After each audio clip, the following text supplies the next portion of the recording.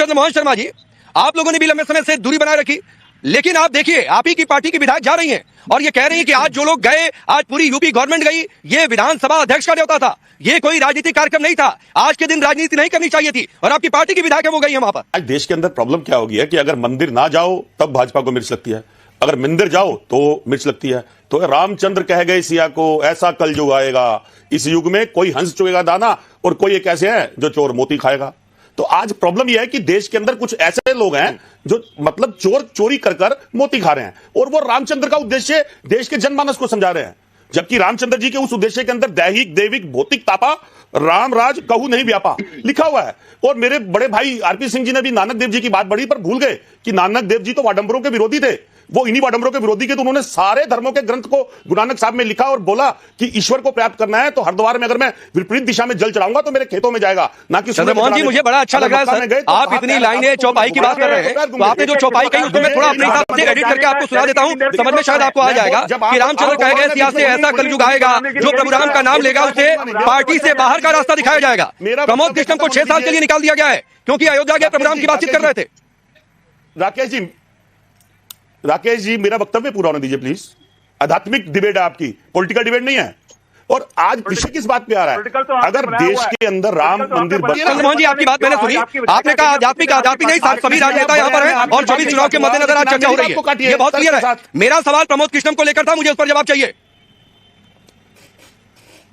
मैं देता हूं जवाब, मैं उसका भी दूंगा। देखिए अब बात क्या है कि राम मंदिर बना देश के अंदर और राम मंदिर बनने का श्रेय किसी भी सरकार को मिला, जिसको भी मिला वो श्रेयोदय है, उसका विरोध नहीं है। विरोध इस बात का है कि आप राम जी के नाम के ऊपर बार बार राजनीति के अंदर हर पार्टी और हर पार्टी के व्यक्ति का अपमान क्यों करते हैं? ये कब सिखाया राम जी ने? कौन सा धार्मिक गुरु है, कौन सा ऐसा राजनीतिक गुरु है जो इस बात को प्रमाणित करता है बार बार आके और उसके ऊपर कार्रवाई नहीं करने देना चाहता? आरपी सिंह जी जवाब दीजिए। अच्छा ठीक है, क्योंकि आप ठीक है सर, मैं आ रहा हूं। और ये अवस्थी जी, क्या प्रमोद कृष्णम ने राम का नाम लेकर किसी कांग्रेसी नेता का अपमान किया क्या? क्योंकि भगवान राम राकेश जी मैं किसी के बीच में नहीं बोलता और मैं आपसे ये अनुरोध करता हूं कि अगर कोई बीच में बोलेगा तो या तो मैं चुप हो जाऊंगा या उसका सुनिए, मैं थोड़ा आगे बढ़ रहा हूं, 3 मेहमान अभी भी हैं। अवनीश जी बोलिए। आज समाजवादी पार्टी के प्रवक्ता ने कहा कि हम सरकारी खर्चे से नहीं जाएंगे। हाँ, सरकारी खर्चे से तो सफाई महोत्सव होता था, 1200 करोड़ रुपए 4 साल में खर्च कर दिए, वो हो सकता था। टैक्स पेयर के पैसे से, गरीब जनता के पैसे से, किसान मजदूर के पैसे से वो हो सकता था। राकेश जी आप प्रमोद कृष्णम की बात कर रहे हैं। जिन लोगों को पकड़ा गया था कार सेवा के आरोप में, उनके पर्ची पर जानते हैं क्या लिखा था? अपराध लिखा था राम भक्ति। यह है वो समाजवादी पार्टी जिसने कहा था कि आपको राम भक्ति के अपराध में अंदर किया जाता है। आरपी सिंह जी आप तो गुरु नानक देव जी की बात कर रहे हैं, इन्होंने तो मुगल म्यूजियम बना रहे थे ये, जिन्होंने छोटे साहबजादों को जिंदा चिलवा दिया। उस औरंगजेब के नाम पर ये जाते हैं। गुरु अर्जुन देव जी, जहांगीर ने जिसके गुरु अर्जुन देव जी के साथ जो किया, गुरु तेग बहादुर जी का शीश उतारा, उस मुगलों के नाम पर इन्होंने आगरा में मुगल म्यूजियम बना रहे थे ये। अब महाराजा छत्रपति शिवाजी महाराज के नाम का म्यूजियम बन रहा है। आप सिर्फ गुरु नानक देव जी की बात कर रहे हैं। आप सबसे लेकर आज तक की बात कर लीजिए ना राकेश जी। एक बड़ी छोटी सी बात है, गांव शहर में जब पड़ोस में अगर कोई धार्मिक कार्यक्रम होता है तो बीच में किसी के निमंत्रण का इंतजार नहीं किया जाता। लोग कहते हैं फला व्यक्ति से दुश्मनी होगी, लेकिन भगवान से थोड़ा दुश्मनी है। हम उनके निमंत्रण पर नहीं जाएंगे, हम इनके निमंत्रण पर नहीं जाएंगे, हमारी जब मर्जी होगी हम तब जाएंगे। ये क्या दर्शाता है?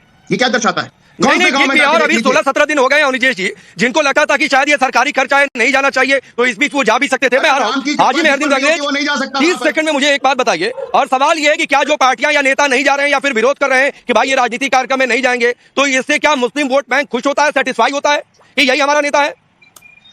देखिए ऐसा तो बिल्कुल नहीं होता। जो जिसमें आस्था है उसको वहां जाना चाहिए। मगर मैं एक बात, बहुत बड़ी बात कहना चाह रहा हूँ। लोग हमसे पूछते हैं कि विवादित जगह पे नमाज नहीं हो सकती, तो मैं कह रहा हूँ जब वहां पर हमारी मस्जिद थी उसे तोड़ा गया साजिश के तहत 1992 में, आज वहां पे भव्य मंदिर बन रहा, तो फिर वहां पे पूजा कैसे हो जाएगी?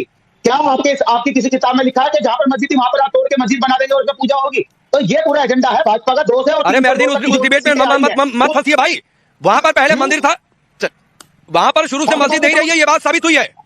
वही मामला काशी में चल रहा है, वही मामला मथुरा में चल रहा है। देखिए सुप्रीम कोर्ट ने खुद नहीं, आप झूठ बोल रहे हैं, आप प्रोपेगेंडा फैला रहे हैं। या तो आप ऑर्डर को पढ़ते नहीं है, या तो आकर आप सोचते हैं कि कुछ भी बोलेंगे जनता सुन लेगी, समझ लेगी और मान जाएगी। अरे सर प्रोपेगेंडा तो आप फैला रहे हैं। जब सुप्रीम कोर्ट कह रहा कि मंदिर तोड़कर मस्जिद नहीं बनी थी, आप कैसे कह रहे हैं? आपको फिर संविधान की और कानून की अदालतों को बंद कर देना चाहिए, क्योंकि अदालत की बात भी नहीं मानते और हमें कहते हैं क्या आप अदालत की बात मानिए? आप हमारे स्थान को तोड़कर नहीं, मेहरदीन रंगरेज मुझे मत समझाइए संविधान और कोर्ट की बातें। संविधान और कोर्ट की बातें कितनी मानी जा रही है कि कोर्ट के फैसले के बाद भी हर दिन फैसले पर सवाल उठाए जाते हैं। तो ये मुझे दलील मत दिया करिए। ठीक है, साध्वी प्रज्ञा भारती बार बार कोर्ट के फैसले पर सवाल उठाएंगे, कहेंगे भैया हम तो मान रहे हैं, और उसके बाद अनावश्यक अनर्गल बातें साध्वी प्रज्ञा भारती। देखिए राकेश जी, बात ऐसी है कि जब संविधान इनको कहता है कि सर्वे होना चाहिए ज्ञानवापी पर, तो इनको प्रॉब्लम है। जब संविधान एएसआई की जो रिस्पॉन्सिबल बॉडी है भारत सरकार की, उस पर ये प्रश्न उठा देते हैं। संविधान की पहले हमने राम मंदिर का केस जीता तो इनको आपत्ति है। बीच में मत बोलिए रंगरेज जी, बीच में मत बोलिए, पहले मुझे कंप्लीट करने दीजिए। आपका हमेशा का यही रहता है, आप बात सुनिए। जब ये हिपोक्रेसी का नेचर मत अपनाइए यहाँ पर, दिस इज डबल स्टैंडर्ड। जब आप बीच में मत बोलिए, आप दुहाई देती है संविधान की, राम मंदिर के फैसले को आप बताती है आस्था का फैसला है। देखिए राकेश पांडे जी, इनका दोगला काम ये है। एक बात और बताती हूँ आपको, संविधान की बात बताती हूँ, किताबें भी पढ़िए आप, अपने घर की कानून की किताब पढ़िए, मिले। This is not fish market, okay? Behave like cultured and civilized people in the चलिए, society. नहीं मेहरदीन सुनिए ना, आप अभी भी कोर्ट के फैसले पर सवाल उठा रहे हैं, ठीक है, उसके बाद आप कह रहे हैं कि हम मान भी रहे हैं भाई, तो ऐसा मत किया करिए।